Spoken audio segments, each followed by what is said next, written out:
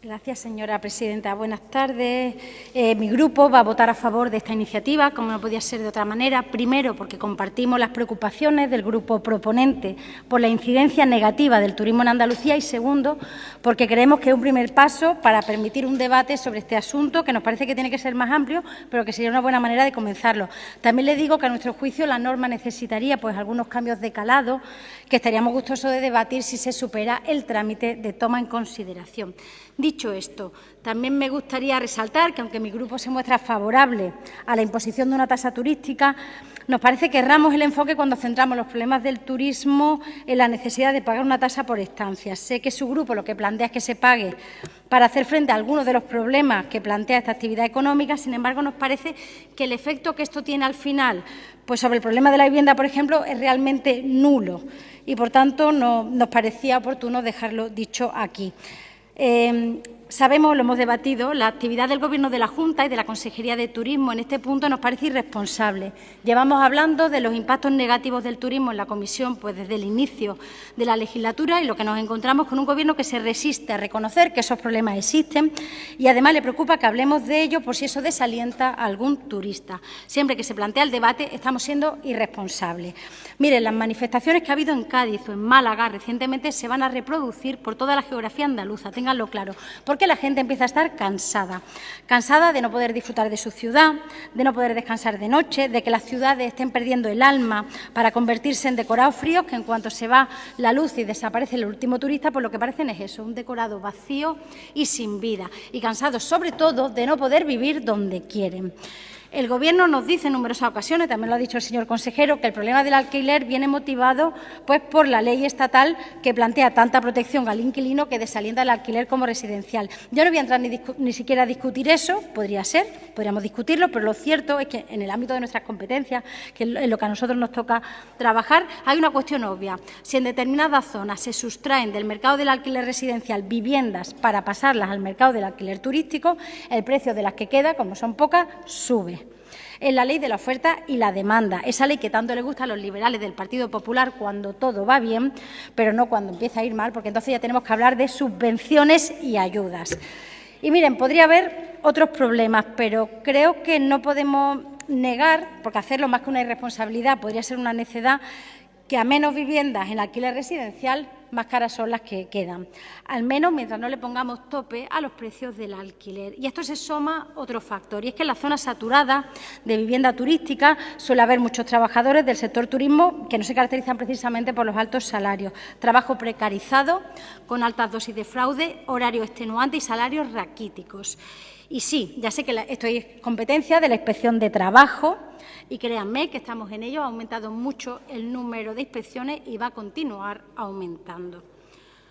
Pero, volviendo al tema que nos ocupa, la idea de poder elegir dónde se vive o no es algo anecdótico. Si uno no puede vivir en su barrio de siempre y tiene que irse lejos, por ejemplo, al área metropolitana, eso acaba provocando la necesidad, a lo mejor de un coche o tantos coches como adultos tenga la unidad familiar. Y eso supone tiempos de desplazamiento, eso supone atascos, con los problemas que ello conlleva de ansiedad y pérdida de la calidad de vida.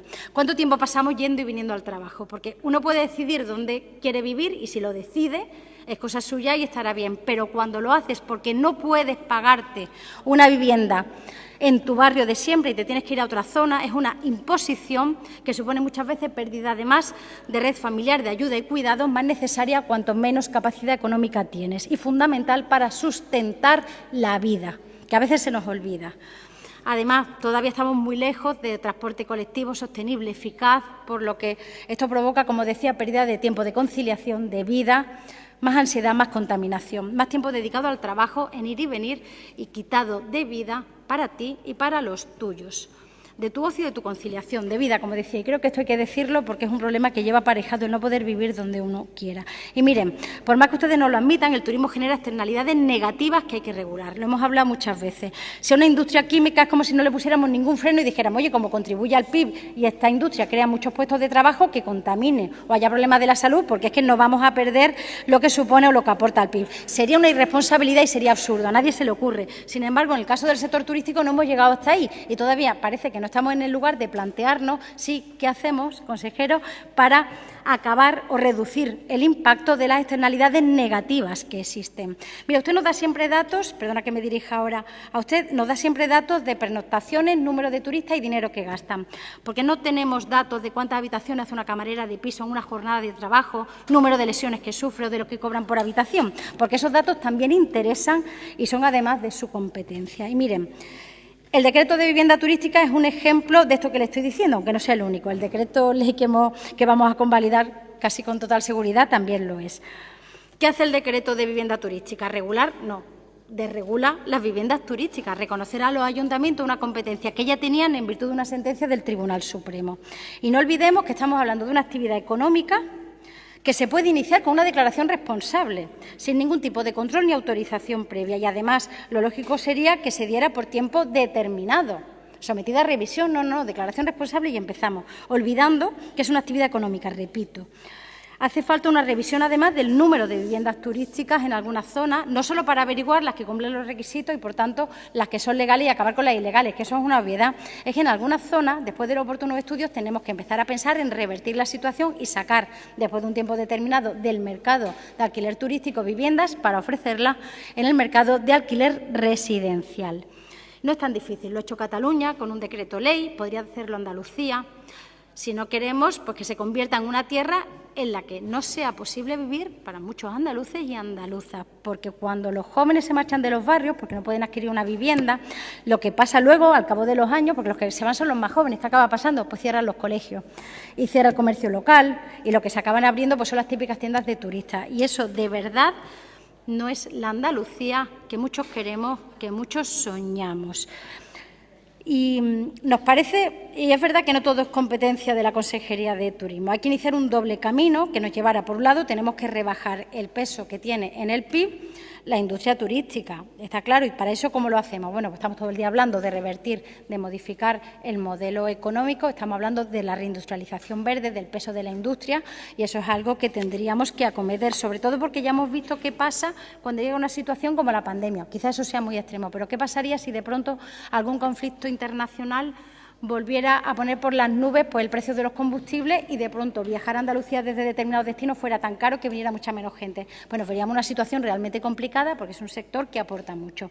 Hay que empezar a modificar, digamos, la cantidad o a rebajar la importancia del turismo porque, lo sigo diciendo, no aporta valor añadido.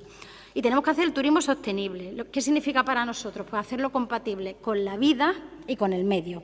Y eso se hace desde una triple vertiente, desde una triple perspectiva. Primero, tenemos que garantizar que el turismo es sostenible con el medio ambiente. Esto supone, pues a lo mejor, repensar el modelo de campos de golf, porque a lo mejor en Andalucía no es el mejor sitio para que estén. Y le decía, no solo por lo que supone para el riego el campo de golf en sí, sino porque a su alrededor se concentran ingentes cantidades de personas que en algún momento hace que sea muy difícil, que sea insostenible desde el punto de vista de este recurso. Y tenemos que exigir pues, a los grandes establecimientos hoteleros, le estoy diciendo a los grandes, empezar por ahí, que se nutran de energía fotovoltaica, medidas de reutilización del agua, elementos de climatización inteligente, etcétera. Y más que con subvenciones y como meros, no sé, incentivos para conseguir puntos y una mejor calificación, yo creo que habría que empezar a exigir, haciéndolo siempre pues, dentro de determinado orden, con un plazo de tiempo y con las ayudas pertinentes, ¿por qué no?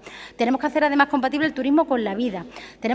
Hemos olvidado el derecho a la ciudad, el derecho a nuestra ciudad, y esto es muy importante porque en determinadas zonas se congregan en poco tiempo una masa de población tal que a veces duplica o triplica al de la población. Eso genera problemas, por supuesto, en la prestación de servicios públicos, de basura, por ejemplo, pero es que además hacer compatible la vida de una persona que trabaja y que duerme de noche y trabaja de día con personas que vienen a hacer todo lo contrario, que te generan problemas de ruido, de suciedad, es un problema que tenemos que empezar a ver como lo que es, como algo que no es cosa de rojos comunistas, sino que es algo que realmente está afectando a mucha gente, está afectándola en Sevilla, en Málaga, en Granada, en Córdoba. Y tercero, hay que asegurar que sea respetuoso con los derechos laborales de los empleados, que se les paga según convenio y que se pagan todas las horas. En definitiva, compartiendo el diagnóstico del grupo proponente, estando a favor de la tramitación de la iniciativa y de la tasa turística en sí también, con las oportunas enmiendas, como le digo, nos preocupa que estemos trasladando el debate hasta este punto en un enfoque que no soluciona realmente los problemas que tiene el sector turístico, las externalidades negativas del mismo